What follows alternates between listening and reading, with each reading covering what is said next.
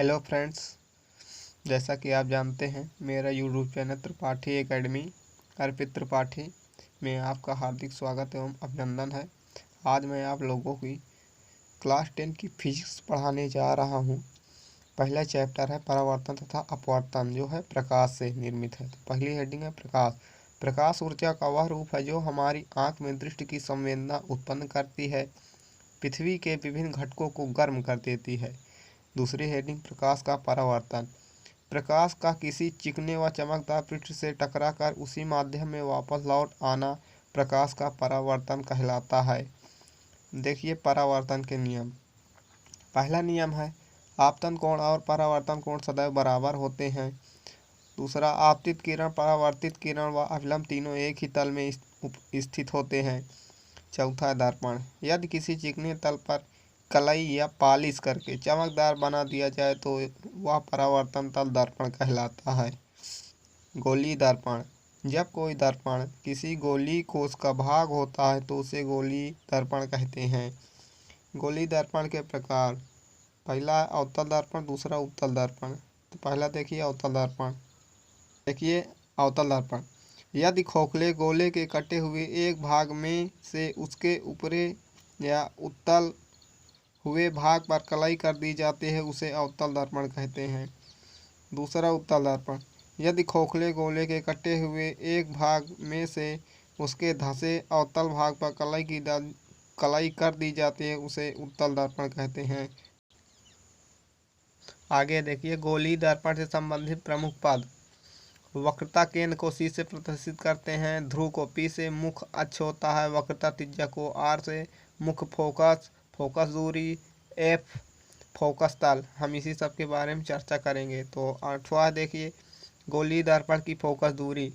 किसी चिन्ह परिपाटी के अनुसार उत्तल दर्पण की फोकस दूरी सदैव धनात्मक तथा अवतल दर्पण की फोकस दूरी सदैव ऋणात्मक होती है। इसको समझ लीजिए। उत्तल दर्पण की जो फोकस दूरी वो सदैव धनात्मक होगी और अवतल दर्पण की फोकस दूरी सदैव ऋणात्मक होती है। गोलीय दर्पण की फोकस दूरी उसकी वक्रता त्रिज्या की आधी होती है। देखिए 11वां पॉइंट। गोलीय दर्पण में U, V तथा F में संबंध गोलीय दर्पण 1/U + 1/V = 1/F होता है। इसे दर्पण सूत्र कहते हैं। चिन्ह परिपाटी के अनुसार अवतल दर्पण में U तथा F सदैव ऋणात्मक होते हैं। वास्तविक प्रतिबिंब के लिए V ऋणात्मक तथा आभासी प्रतिबिंब के लिए V धनात्मक होता है। उत्तल दर्पण में U ऋणात्मक तथा V और F सदैव धनात्मक होते हैं। आगे देखिए रेखीय आवर्धन। प्रतिबिंब की लंबाई तथा वस्तु की लंबाई के अनुपात को रेखीय आवर्धन कहते हैं। प्रतिबिंब की लंबाई तथा वस्तु की लंबाई के अनुपात को रेखीय आवर्धन कहते हैं। रेखीय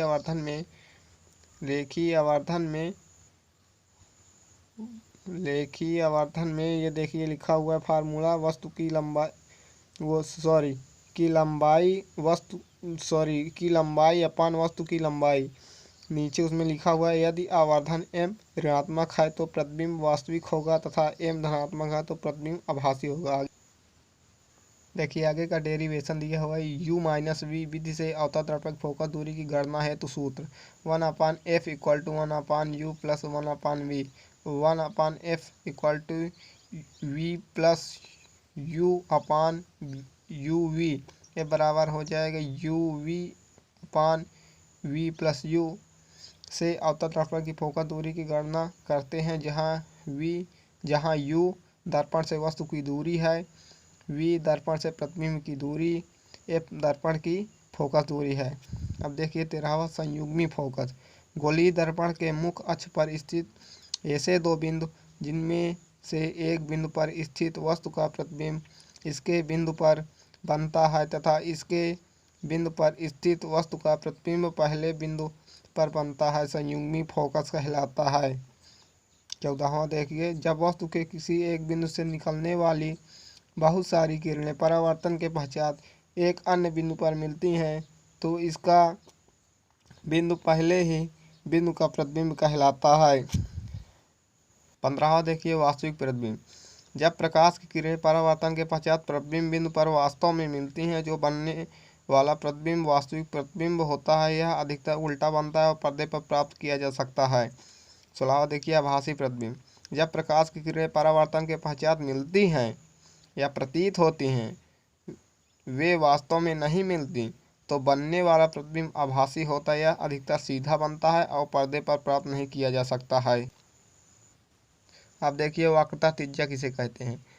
उस खोखले गोले की त्रिज्या दर्पण स्वयं एक वक्रता त्रिज्या कहलाती है। उस खोखले गोले की त्रिज्या दर्पण स्वयं एक भाग वक्रता त्रिज्या कहलाती है। मुख्य अक्ष। दर्पण के वक्रता केंद्र व ध्रुव को मिलाने वाली रेखा मुख्य अक्ष कहलाती है अथवा रेखा को मुख्य अक्ष कहते हैं। फोकस दूरी। मुख्य अक्ष के समांतर आने वाली सभी प्रकाश किरणें परावर्तन के पश्चात मुख्य अक्ष के किसी एक बिंदु पर मिलती हैं अथवा किसी एक बिंदु से निकलती हुई प्रतीत होती हैं। इस बिंदु को फोकस बिंदु कहते हैं। फोकस दूरी। दर्पण के ध्रुव व मुख्य फोकस के बीच की दूरी को फोकस दूरी कहते हैं। इसे एफ से प्रदर्शित करते हैं। अब देखिए 21 नंबर अपवर्तन। जब प्रकाश की किरणें एक समांगी मिश्रण माध्यम में प्रवेश कर अपने मार्ग से विचलित होकर गमन करने लगती हैं, प्रकाश का अपवर्तन कहलाती हैं। अपवर्तन के नियम। अपवर्तन के दो नियम हैं। पहला आपतित किरण। आपतित किरण, अपवर्तित किरण तथा अभिलंब तीनों एक ही तल में होते हैं। दूसरा, किसी एक वर्णीय प्रकाश किरण के लिए आयतन कोण की ज्या और अपवर्तन कोण की ज्या का अनुपात एक नियतांक होता है, जिसे पहले के सफेद दूसरे माध्यम का अपवर्तनांक है। 1μ2 बराबर sine I upon sine R. देखिए 22वां स्नेह का नियम। किसी एक वर्णीय प्रकाश किरण के लिए आयतन की ज्या और अपवर्तन की ज्या में एक निश्चित अनुपात होता। आगे देखिए अपवर्तनांक। आयतन कोण की ज्या एवं अपवर्तन कोण की ज्या के अनुपात को अपवर्तनांक कहते हैं। इसे म्यू से दर्शाते हैं। अपवर्तनांक का कोई मात्रक नहीं होता।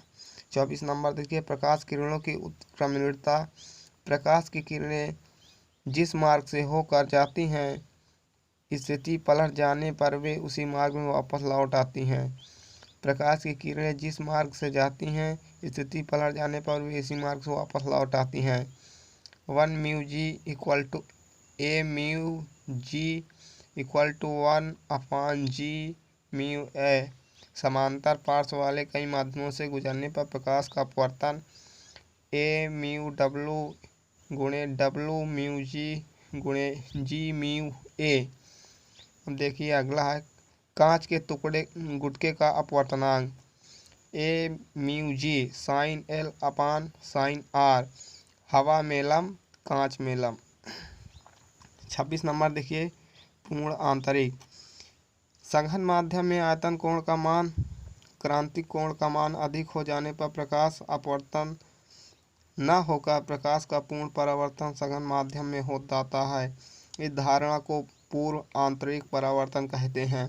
पूर्ण आंतरिक परावर्तन की शर्तें। प्रकाश किरणें सघन माध्यम में विरल माध्यम में जाना चाहिए। आयतन कोण का मान क्रांतिक कोण से अधिक होना चाहिए। 27 नंबर है पूर्व परावर्तन प्रिज्म। एक ऐसा कांच का प्रिज्म जो समकोण समद्विबाहु त्रिभुजाकार होता है। एक ऐसा कांच का प्रिज्म जो समकोण समद्विबाहु त्रिभुजाकार होता है। पूर्ण परावर्तन पृष्ठ का उपयोग।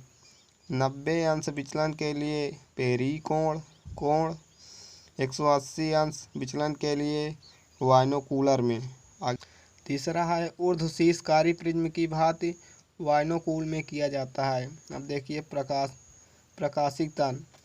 एक ऐसी युक्ति जो प्रकाशीय संकेत को बिना क्षय हुए एक स्थान से दूसरे स्थान तक वक्री मार्ग में स्थानांतरित किया जा सकता है। यह पूर्ण आंतरिक परावर्तन के सिद्धांत पर कार्य करता है। लेंस।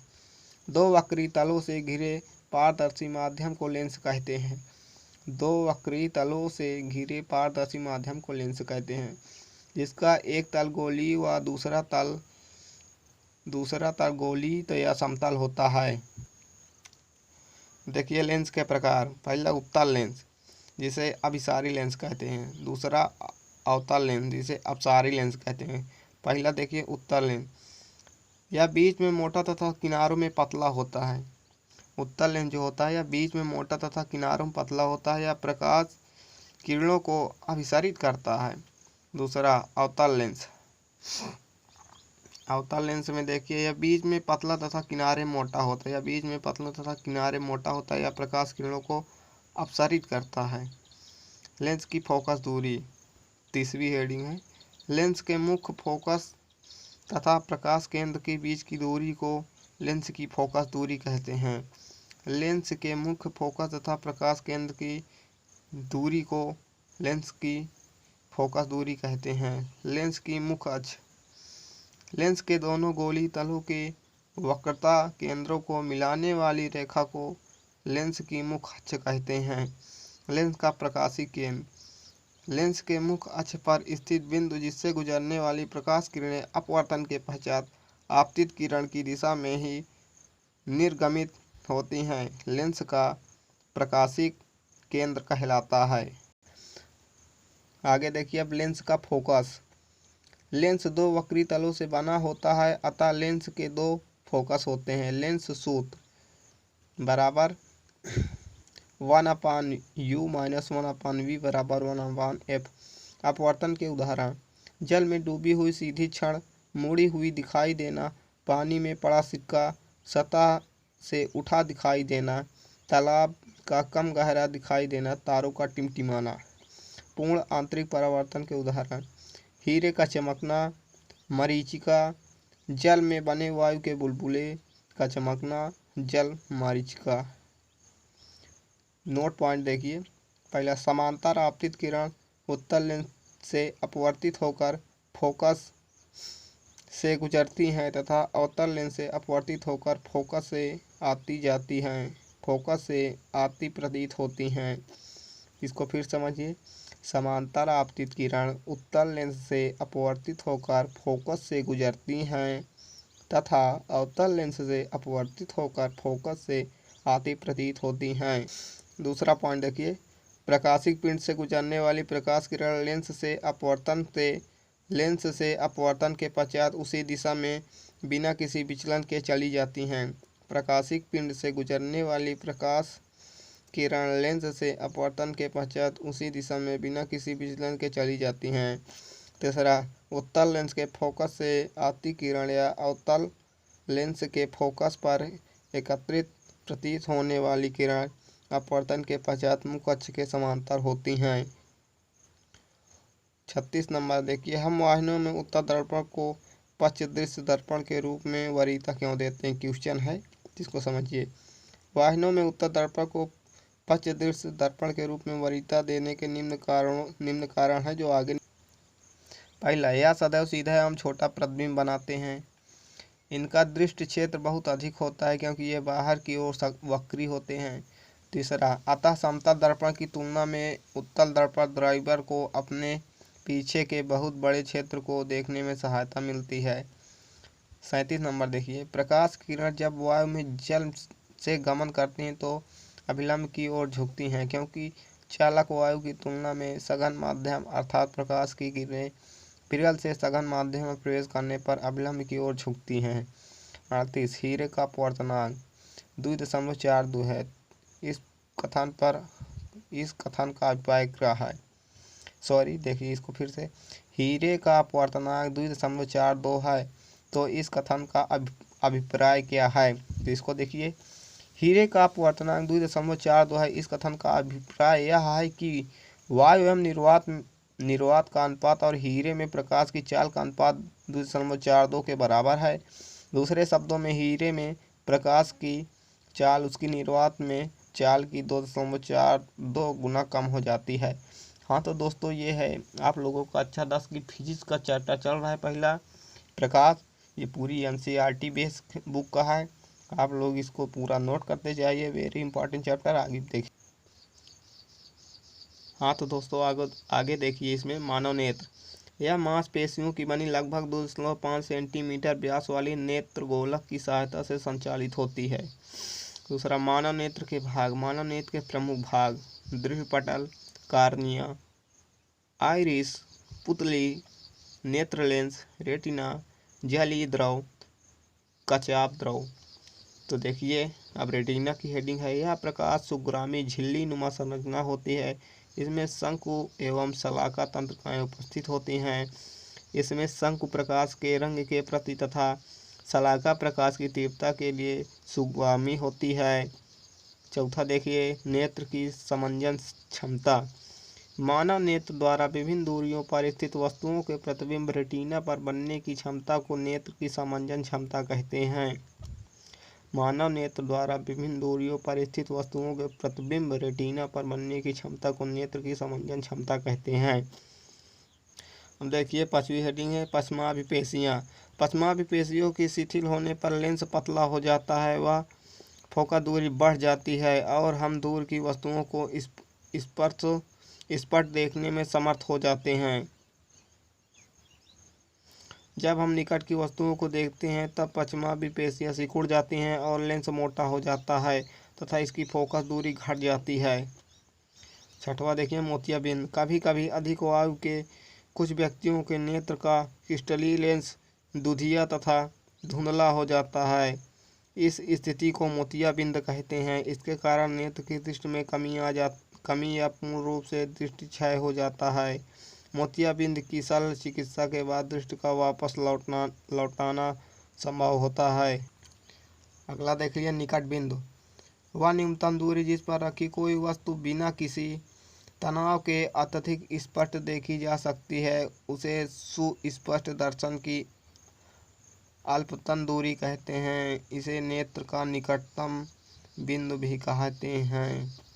दूर बिंदु। वह दूरतम बिंदु जिस पर कोई नेत्र वस्तुओं को सुस्पष्ट देख सकता है नेत्र का दूर बिंदु कहलाता है। समान नेत्र के लिए यह अनंत दूरी पर होता है। निकट दृष्टि दोष। जब व्यक्ति निकट की वस्तुएं देख सकता है परंतु दूर की वस्तु स्पष्ट नहीं देख सकता है, ऐसे दोष को निकट दृष्टि दोष कहते हैं। हाँ, इसको फिर से एक बार समझिए। निकट दृष्टि दोष को। जब व्यक्ति निकट की वस्तुएं देख सकता है परंतु दूर की वस्तुएं स्पष्ट नहीं देख सकता, ऐसे दोष को क्या कहते हैं? निकट दृष्टि दोष कहते हैं। दूर दृष्टि दोष। जब व्यक्ति दूर की वस्तुएं देख सकता है परंतु निकट की वस्तुएं स्पष्ट नहीं देख सकता, तो ऐसे दोष को दूर दृष्टि दोष कहते हैं।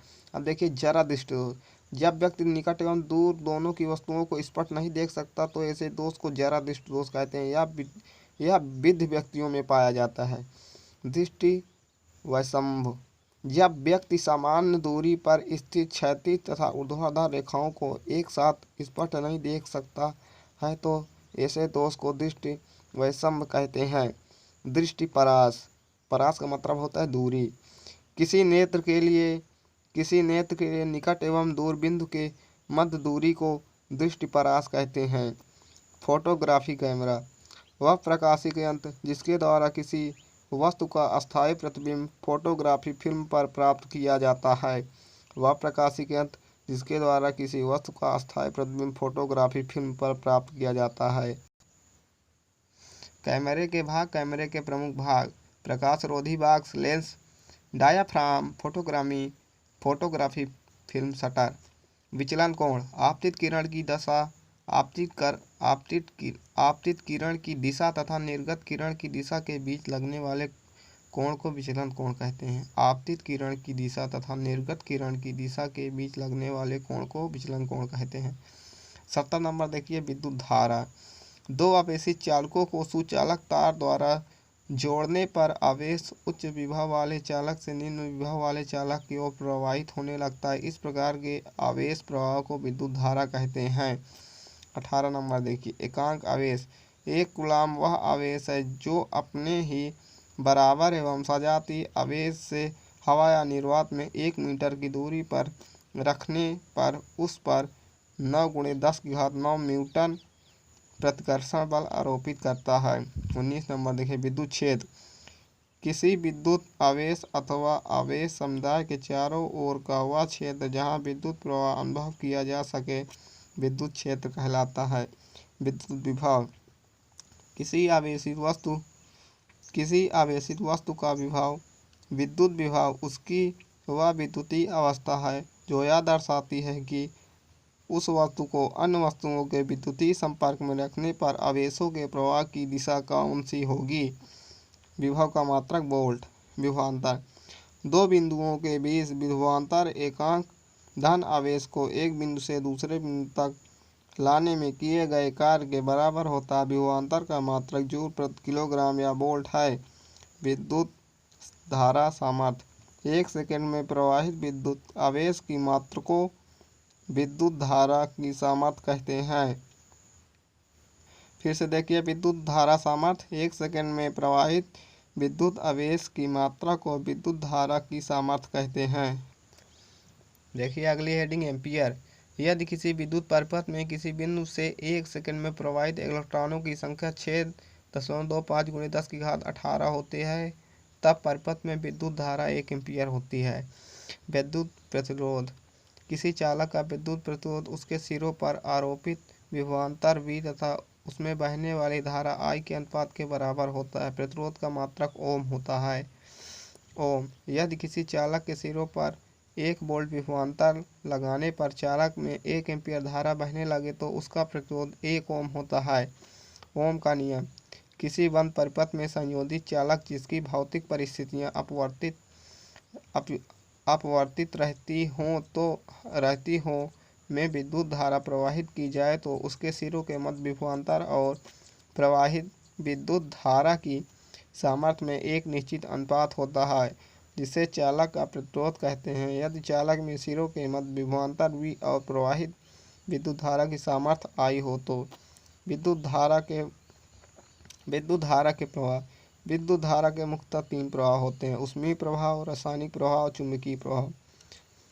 आगे देखिए, विद्युत धारा के ऊष्मीय प्रभाव के अनुप्रयोग। इस प्रभाव का अनुप्रयोग हीटर, प्रेस, गीजर, ओवन आदि में किया जाता है। विद्युत धारा के रासायनिक प्रभाव का अनुप्रयोग। इस प्रभाव का अनुप्रयोग मुख्यतः विद्युत अपघटन में संचायक सेल के आवेशन, विद्युत लेपन, धातु निष्कर्षण व धातु शोधन में किया जाता है। विद्युत धारा के चुंबकीय प्रभाव के अनुप्रयोग।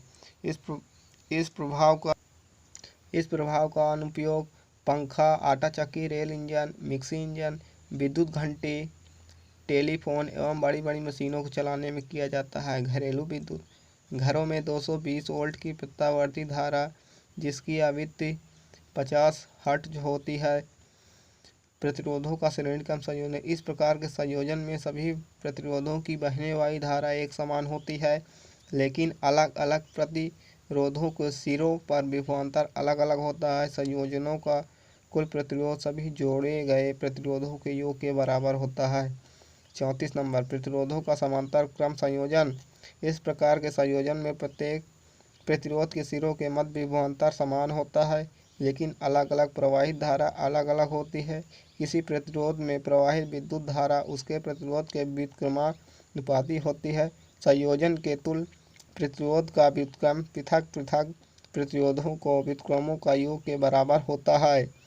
IR = IR_R1 + IR_R2 + I1/, इसको फिर देखिए, 1/R = 1/R1 + 1/R2 + 1/3 + 1/R R। आगे देखिए अगली हेडिंग 35 नंबर, सुरक्षा उपाय। विद्युत फ्यूज। यह तांबा, टिन तथा सीसा के मिश्र धातु से बने तार होते हैं जिसका गलनांक कम होता है। इसे विद्युत परिपथ में लाइव तार के साथ, जिसे परिपथ के तारों के लघुपथित हो जाने अथवा वोल्ट के उतार चढ़ाव के कारण सीमा से अधिक धारा बहने पर वह पिघलकर टूट जाता है, जिससे परिपथ में लगे उपकरण सुरक्षित रहते हैं।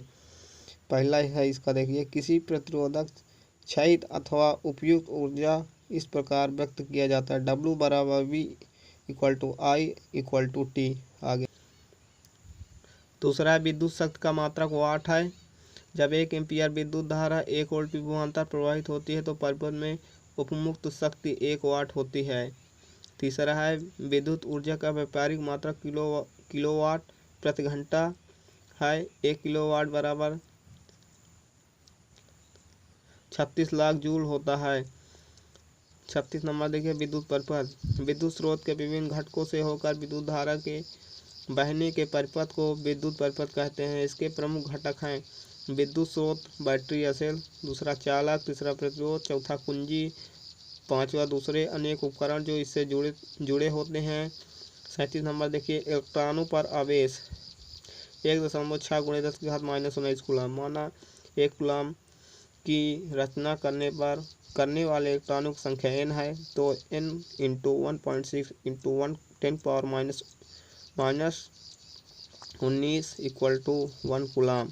n बराबर 1/1.6 × 10⁻⁻19, तो इसको इक्वल टू हो जाएगा 10⁻19 बटा 1.6 × 10 इसको देखिए यहाँ क्या करते हैं, जब इसमें से हम पॉइंट हटाएंगे तो ऊपर की पावर 1 हट जाएगी, तो ये हो जाएगा हमारा 10⁻18/16 गुणे और तिर्यक गुणा हो जाएगा, तो ये हो जाएगा 100। इसको काट देंगे हम, उसके बाद हमारा आ जाएगा 6.25 × 10⁻18 कूलम। 38 नंबर देखिए, किसी चालक प्रतिरोध निम्न कारकों पर निर्भर करता है।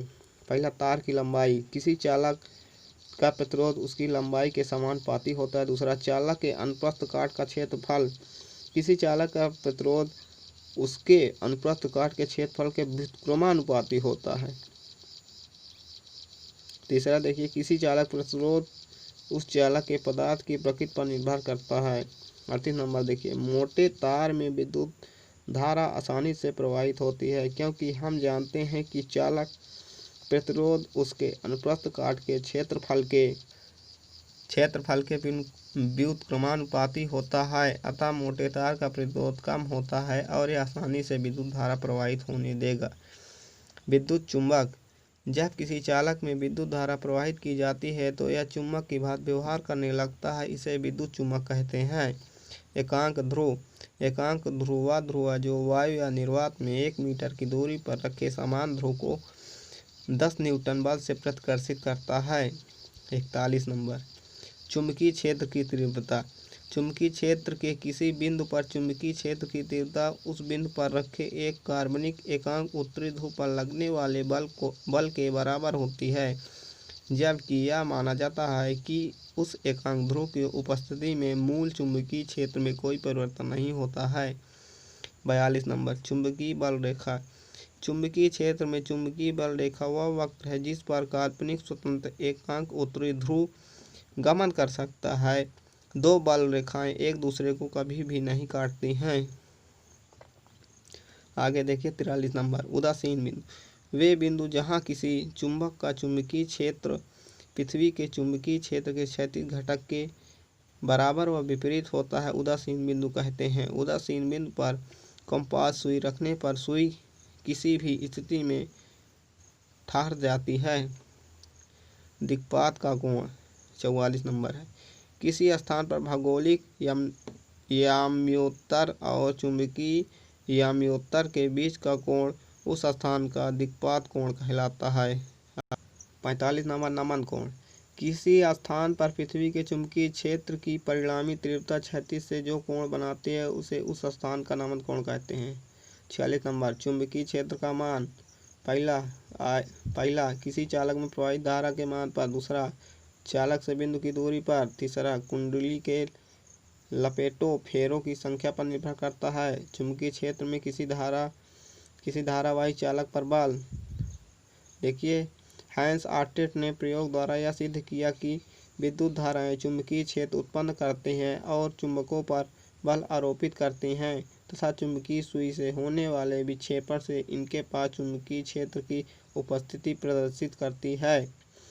पॉइंट देखिए अगला, किसी विद्युत धारावाही धातु के तार से एक चुंबकीय क्षेत्र संबंध होता है। तार के चारों ओर क्षेत्र रेखाएं अनेक संकेंद्री वृत्तों के रूप में होती हैं, जिनकी दिशा दाएं हाथ के अंगूठे के नियम द्वारा व्यक्त की जाती है। आगे देखिए इसके,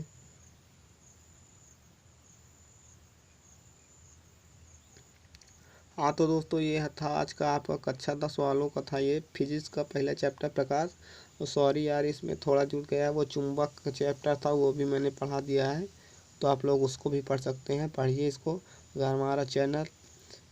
अगर हमारा वीडियो अच्छा लगे तो आप हमारे चैनल को सब्सक्राइब करिए, वीडियो को लाइक करिए और दोस्तों के साथ खूब शेयर करिए। हम ऐसे वीडियो बनाते रहेंगे। फिर मिलते हैं आपको अगले वीडियो, तब तक के लिए खूब पढ़िए, अच्छे से रहिए।